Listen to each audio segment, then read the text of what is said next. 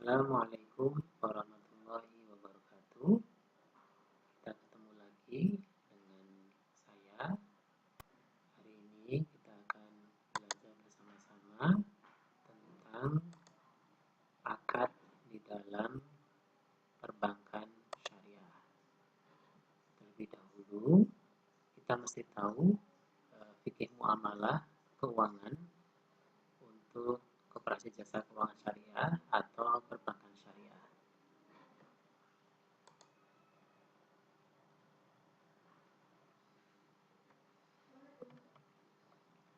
Prinsip hukum muamalah yang pertama adalah pada dasarnya segala bentuk muamalah adalah boleh kecuali yang dilarang oleh nas. Ya, jadi hal-hal muamalah itu boleh pada dasarnya semuanya ya, kecuali yang dilarang oleh dalil. Ya, prinsipnya adalah tidak melanggar prinsip-prinsip maghrib ya, maisir, al-gharar, riba dan batil. Maisir itu perjudian ya, gharar itu barang yang tidak jelas antara yang halal dan yang haram begitu ya, tengah-tengah, remang-remang. Ya, kemudian riba ya jelas, kemudian batil ya, dilakukan atau diperbuat secara haram. Kemudian tidak melanggar nas yang mengharamkan. Yang kedua, prinsip hukum muamalah adalah muamalah dilakukan atas pertimbangan maslahah. Jadi apa yang kira-kira menjadi kemaslahatan untuk umat ya. Dan yang ketiga, muamalah dilaksanakan untuk memelihara nilai keadilan. Dan prinsip hukum yang keempat adalah tasyri'. Hukum ekonomi Islam bersifat tadarruj, dilakukan secara bertahap, seperti larangan khamr, ya, minuman keras, riba, ya, bunga, penerapan revenue sharing, ya, bonus, dan penerapan ekonomi Islam secara umum. Nah, kaidah ibadah dan muamalah al-usul fil ibadah at-tahrim hatta yadil ad-dalil ala ibahataha.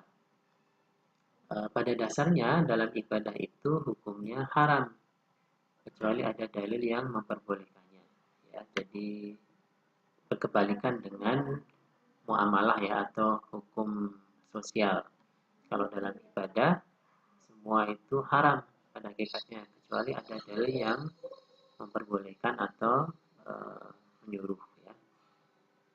Nah, kemudian di bawah ini al-usul fil muamalah ya, al-ibahah hatta adil ad-dalil ala tahrimiha.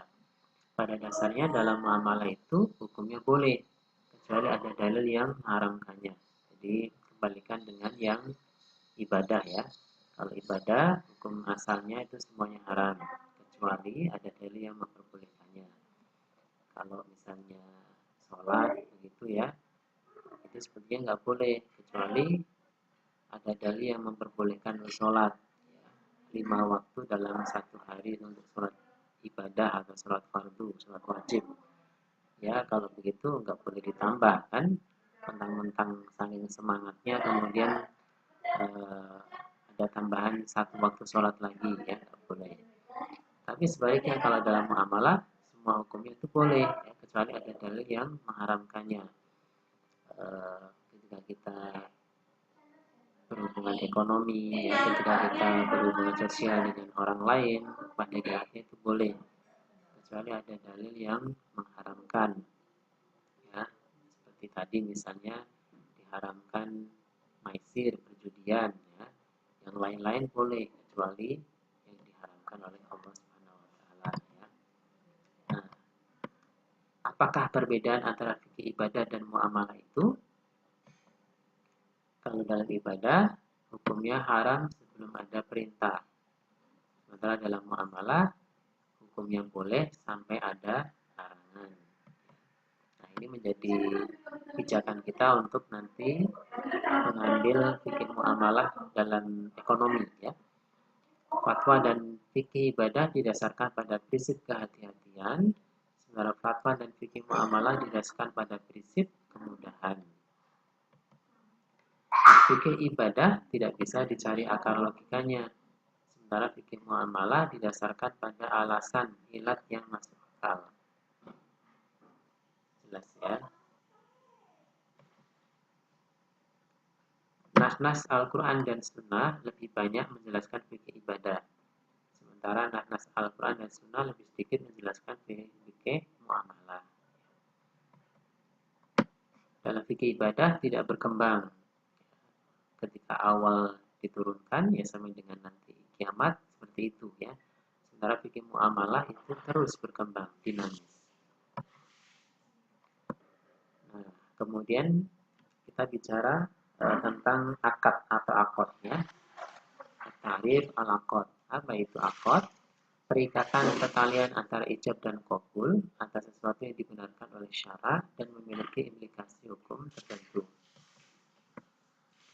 Nah, asas dari akad atau akad, ya, kontrak syariah, yaitu kebebasan al-huriyah, artinya masing-masing individu itu mereka pribadi yang merdeka, pribadi yang bebas, ya. Kemudian yang kedua adalah rela, ridho, kemudian keadilan, kesetaraan, kejujuran dan tertulis ya. Ya ayyuhalladzina amanu idza tadayantum bidainin ila ajalin musamma faktubuh ya, tulislah, begitu kata Allah. Nah, dasar amalan Islam, setiap amalan diakui sebagai amalan Islam jika terpenuhinya syarat-syarat dan rukun dari amalan tersebut. Kemudian setiap perpindahan hak kepemilikan harta dari satu pihak ke pihak yang lain harus ada akad yang dibenarkan oleh syariah. Nah, komponen atau rukun dan syaratnya akad adalah ada ijab qabul, ada pelaku kontrak, ada objek akadnya, dan ada maf'ul akad, tujuan dari akad tersebut. Ya, ijab qabul itu harus jelas maksudnya, harus selaras, harus menyambung. Ya.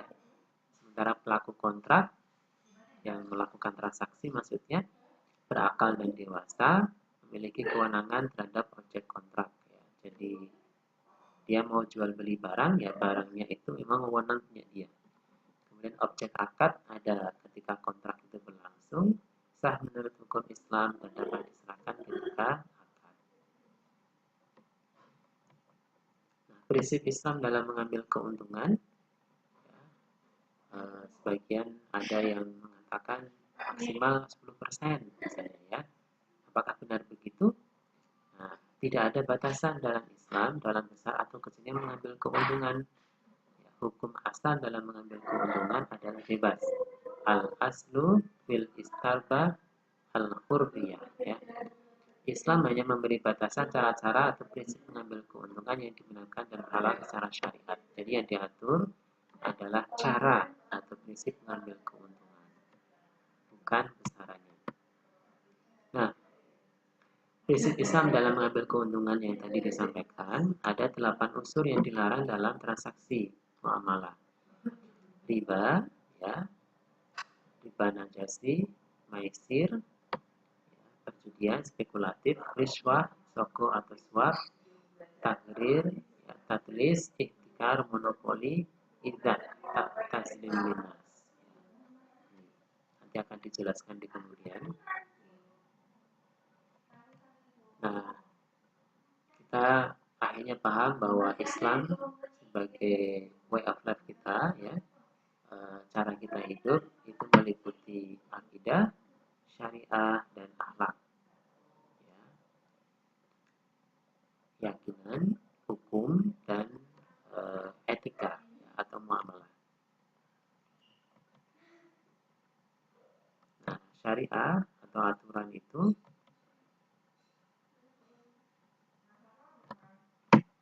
ya, di situ meliputi syariat dalam ibadah, kemudian syariat dalam muamalah. Syariat dalam muamalah itu meliputi maliyah, ya, terkait terkait dengan ekonomi, dan ghairu maliyah selain ekonomi.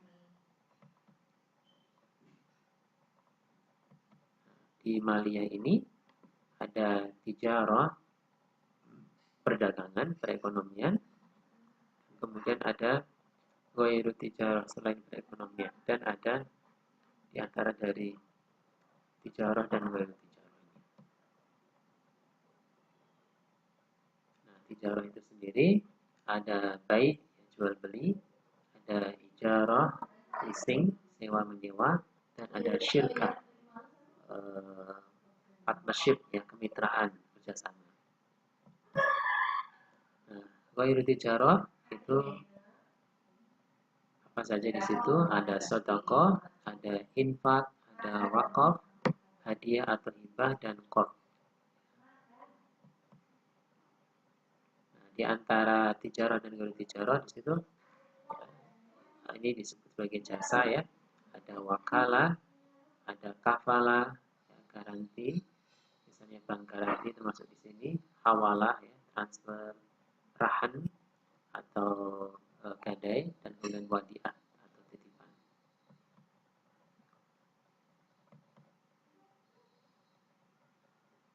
Nah, tijarah itu ada uqud ghairu musamma, ya, masuk di sini adalah syirkah, partnership, maksudnya kemitraan, kerjasama, ya. Dan kemudian ada uqud al-musamma, yaitu jual beli, baik, dan kemudian ijarah, ya, sewa menyewa.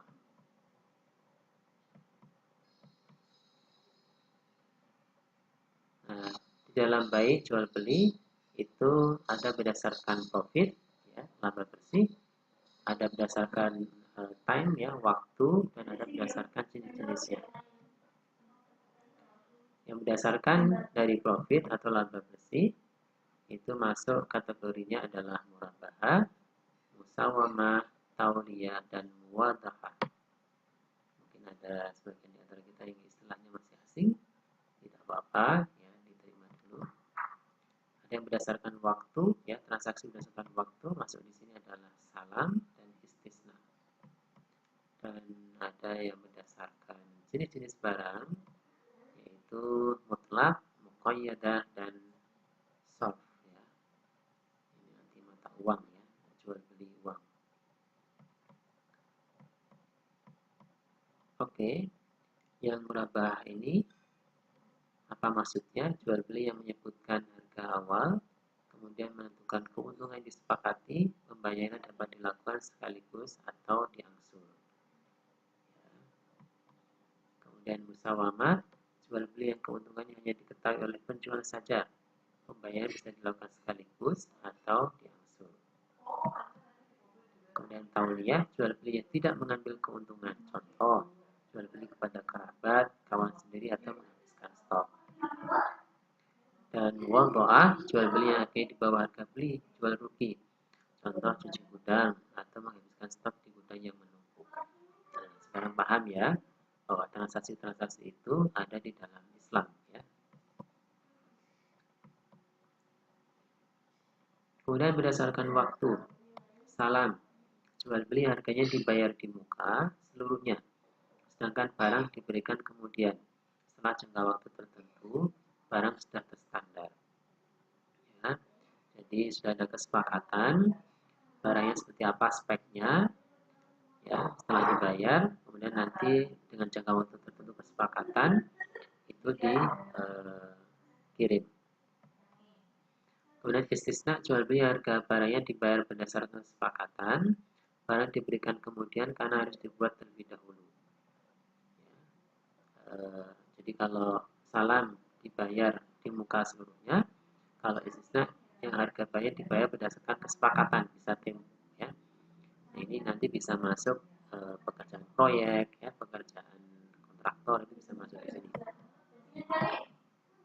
Kemudian berdasarkan jenis barangnya, ya, mutlak jual beli dengan uang sebagai alat bayar, muqayyadah jual beli dengan barang sebagai alat bayar, ya, barter, dan soft jual beli uang dengan uang dari jenis yang